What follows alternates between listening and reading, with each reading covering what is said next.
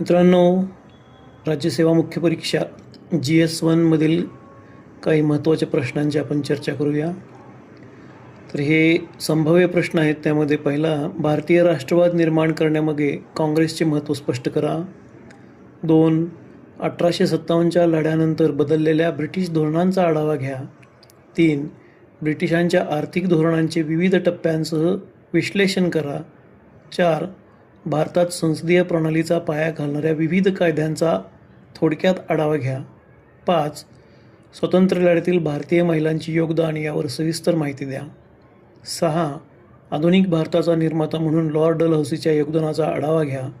7, भारतीय स्वातंत्र्य लढ्यातील महात्मा गांधींच्या योगदानाचे विश्लेषण करा. 8, समाज सुधारकांमुळे भारतीय राष्ट्रवादाचा पाया पक्का केला याबाबत आपले मत मांडा.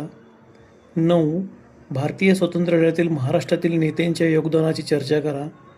10, शेती आणि दुष्काळ यावर ब्रिटिशांनी राबवलेल्या धोरणांची चर्चा करा. धन्यवाद.